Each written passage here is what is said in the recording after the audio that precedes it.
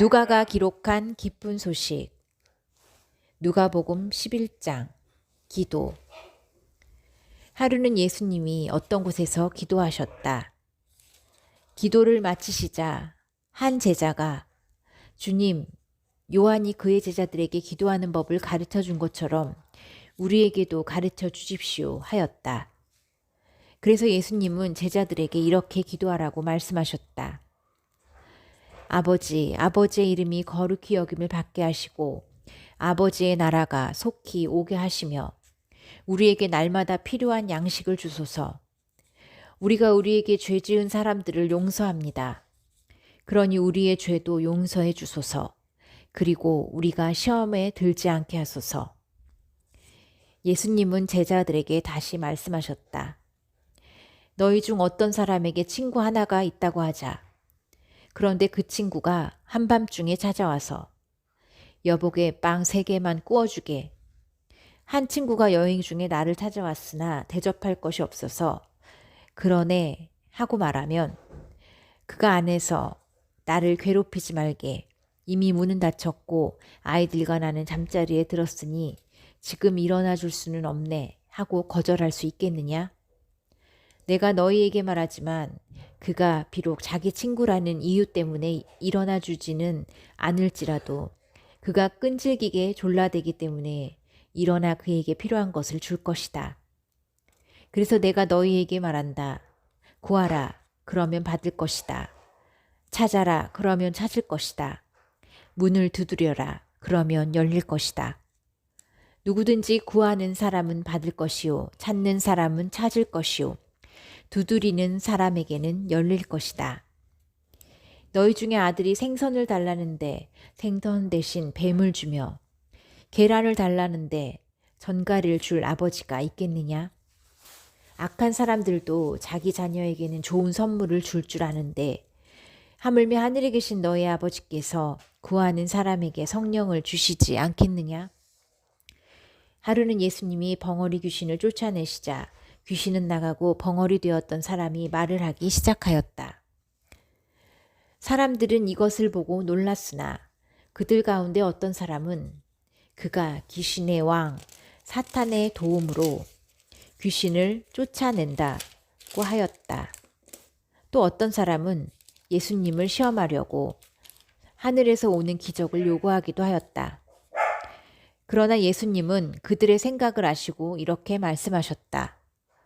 어느 나라든지 서로 싸워 갈라지면 망하고 한 집안도 서로 싸워 갈라지면 망한다. 너희는 내가 사탄의 도움으로 귀신을 쫓아낸다고 하는데 만일 사탄이 서로 싸워 갈라진다면 어떻게 그의 나라가 설 수 있겠느냐?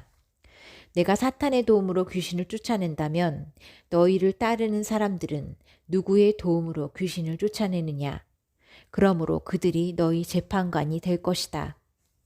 그러나 내가 하나님의 능력으로 귀신을 쫓아낸다면 벌써 하나님의 나라가 너희에게 와 있는 것이다. 강한 사람이 철저하게 무장을 하고 자기 집을 지킬 때에는 그의 재산이 안전하다. 그러나 그보다 더 강한 사람이 달려들면 그가 믿고 있던 무기와 재산을 다 빼앗길 것이다. 나와 함께하지 않는 사람은 나를 반대하는 사람이고 나와 함께 모으지 않는 사람은 흩어버리는 사람이다. 더러운 귀신이 어떤 사람에게서 나와 물 없는 곳으로 다니며 쉴 곳을 찾았으나 얻지 못하였다. 그래서 귀신이 내가 나온 내 집으로 돌아가야겠다 하고 가보니 그 집이 깨끗이 소재되고 정돈되어 있었다. 그 귀신이 가서 자기보다 악한 다른 귀신 7을 더 데리고 들어가 거기서 살자 그 사람의 나중 상태가 처음보다 더 비참하게 되었다.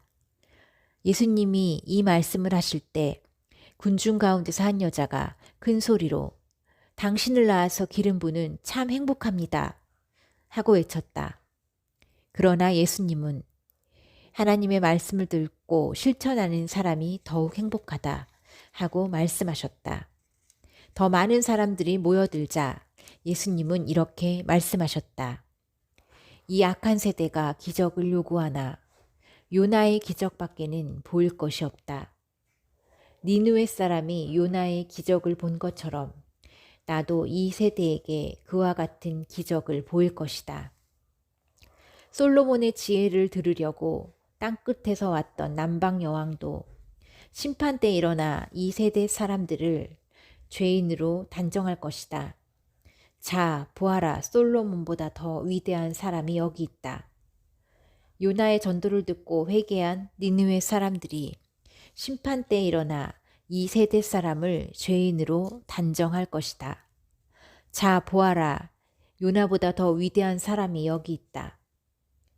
사람이 등불을 켜서 밀실에 두거나 그릇으로 덮어두지 않고 그것을 등잔대 위에 올려놓는 것은 들어오는 사람이 그 빛을 볼 수 있도록 하기 위해서이다.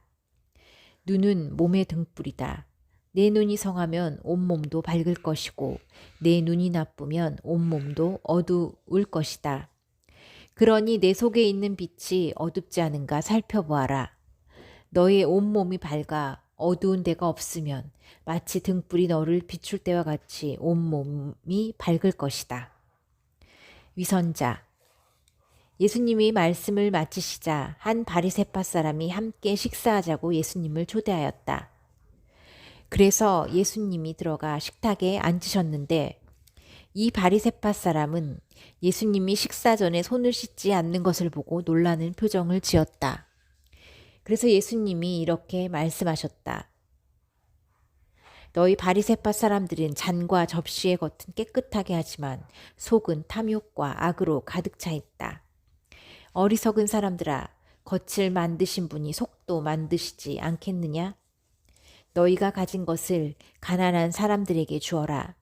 그러면 모든 것이 너희에게 깨끗해질 것이다. 바리새파 사람들아, 너희에게 불행이 닥칠 것이다. 너희는 박하와 운현과 온갖 채소의 11조는 바치면서 정의와 하나님께 대한 사랑은 저버렸다.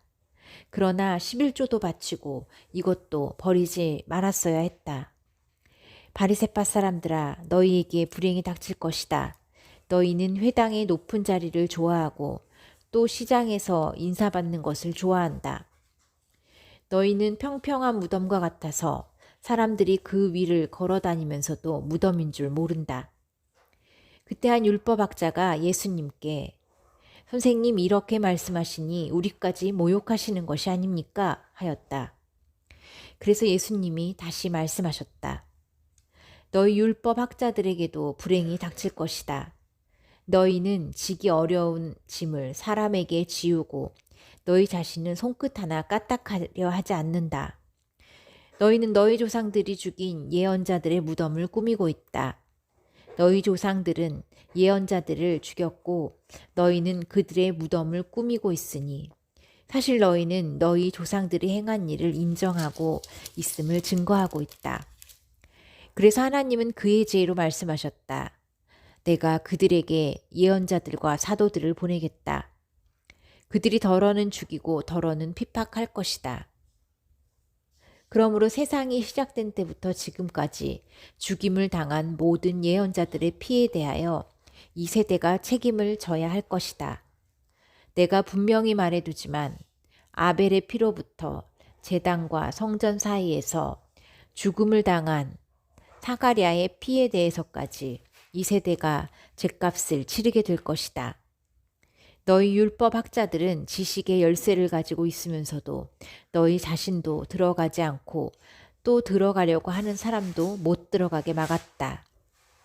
예수님이 거기서 나오시자 바리새파 사람들과 율법 학자들이 예수님을 아주 적대시하고 여러 가지 질문을 하여 예수님이 하시는 말씀에서 잡아갈 구실을 찾으려고 노리기 시작했다.